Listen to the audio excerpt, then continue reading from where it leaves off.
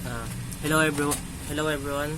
My name is John Wendell Handayan from BIT27 LX8, and today I'm going to disassemble this phone.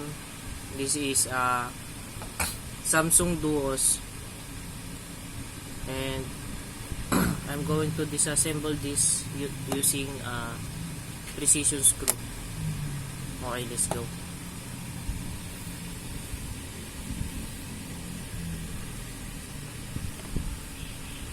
First thing we do is to remove the back case like this, and then remove the battery.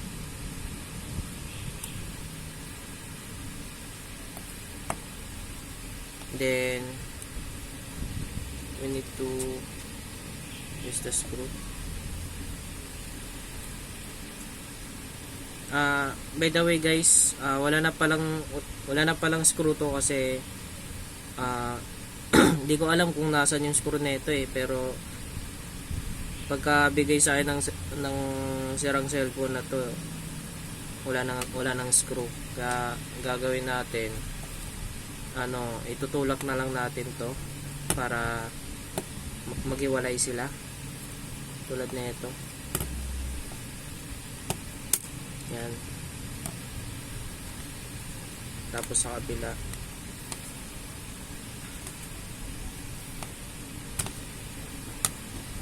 Medyo matigas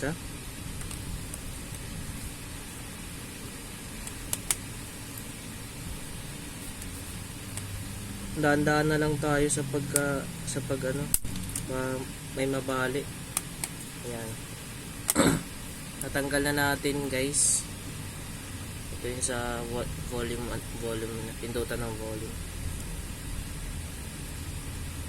Ito pala yung protection niya sa camera. Then ito yata yung yung vibrator niya ng cellphone na to para mag-vibrate yung phone. Then ito na po yung loob.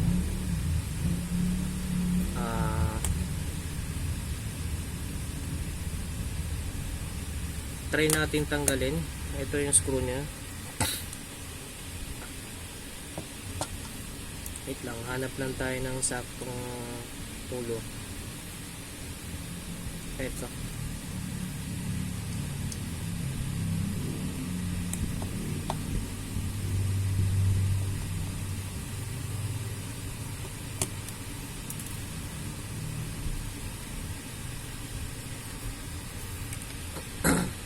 Dito na lang din natin ilalagay yung mga screwdriver, ay mga natanggal nating screw.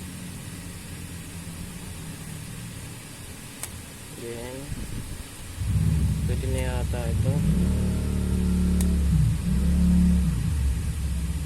Wala siyang mga screw, no? Tanggalin muna natin ito nakakabit sa ito yung sa may LCD. Ito tanggalin natin. Yan, para hindi siya mapunit pagtanggal natin.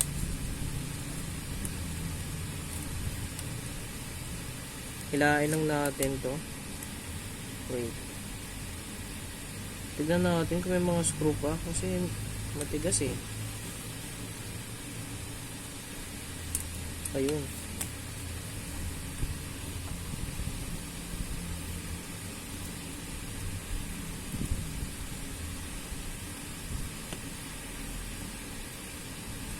Meron pa pala yung may power button niya. Kailan pa natin tanggalin to. Ito guys, yan. Itulak lang natin para matanggal. Wait lang. Yan. Tanggal na yan. Tapos hilain natin ulit.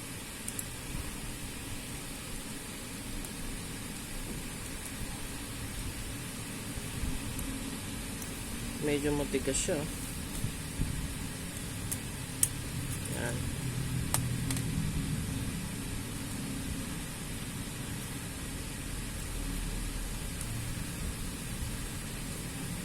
Then sunod, ito namang LCD nakakabit. Meron pa dito. Tanggalin lang natin to. Ito. Hilain lang din. Yan. Kita niyo yan. Ito siya nakakabit. Okay, natanggal na natin. Ito pala yung ano niya, yung camera. Dito siya nakakabit. Pwede siyang pwede siyang tanggalin. Pwede siyang palitan ito, oh. Kita ba? Yan. Tatanggal siya.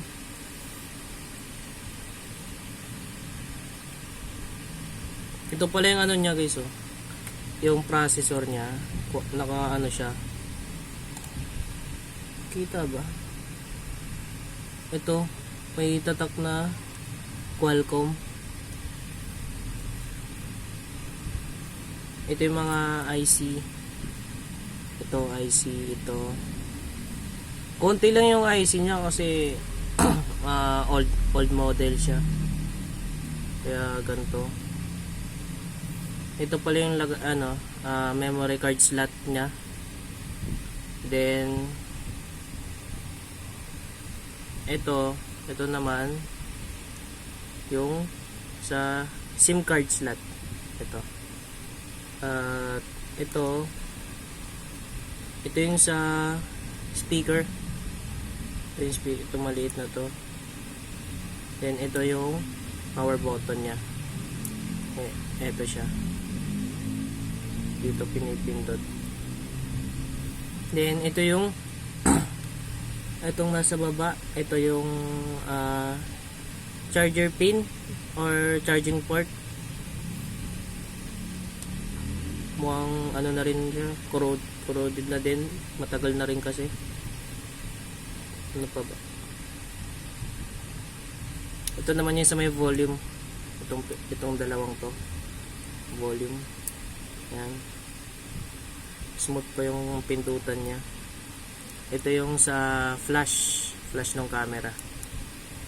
Then ito naman yung connection. Ito yung pang-connect sa battery. Yung ganito. Ito yung positive tsaka negative. Yan.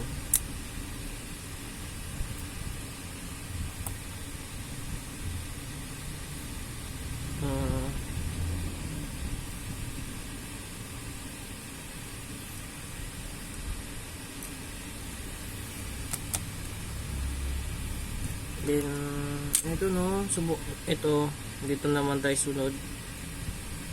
Try nating paghiwalay yung LCD. Ewan ko mapaghihiwalay ba to. Tignan natin. May screw siya. Ito.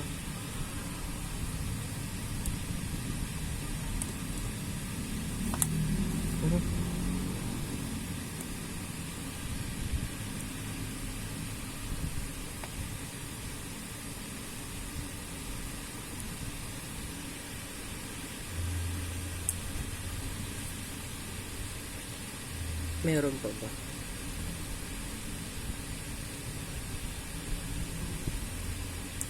Feel ko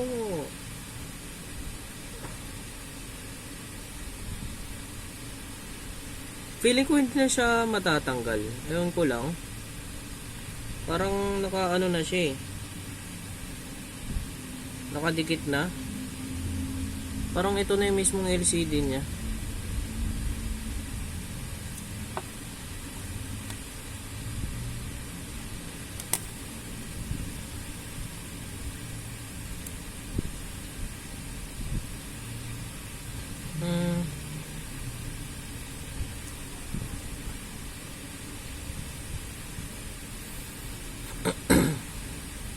Wala naman ng ibang visible na tornilyo.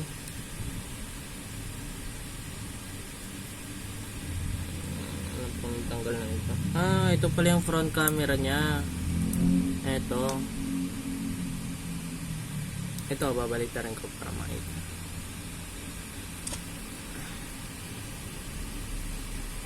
Ay mag-focus, naka-blurred yung camera. Ito, tuturo ko na lang ito.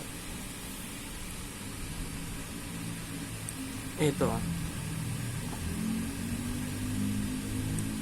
Naka-blurred talaga. Ito. And ito, babalik lang natin ulit. Kapit lang natin. Yan. Tapos balik na rin natin yung tornilyo.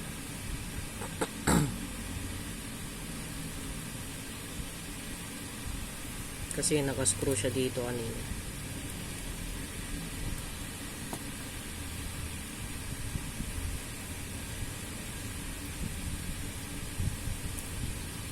Wait lang.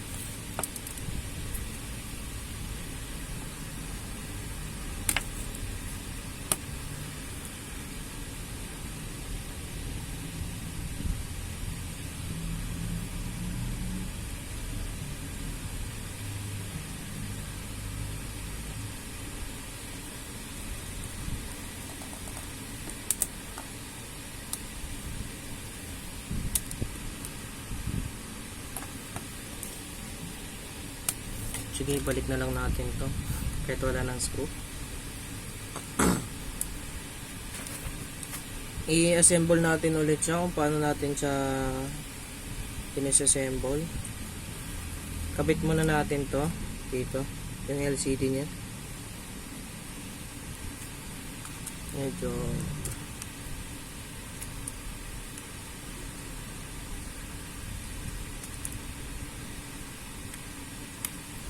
yan, okay, nakabit na.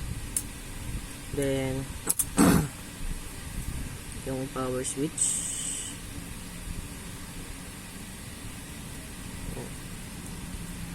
sunod na natin yung power switch. Yan.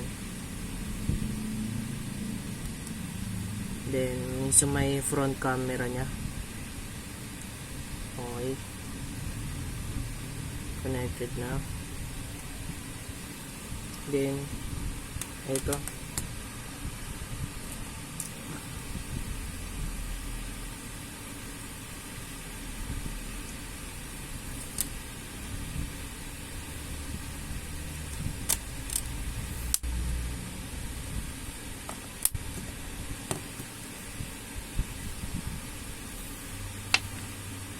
balik na natin yung battery. Yan. Yan. Okay na. Balik na natin yung back case. Okay. Nabalik na natin siya.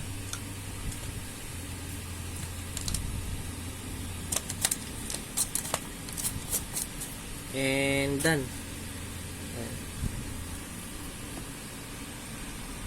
That's all. That's all po. Naibalik na natin yung, na-assemble na rin natin yung Samsung na lumang cellphone, na sirang cellphone din. And thank you.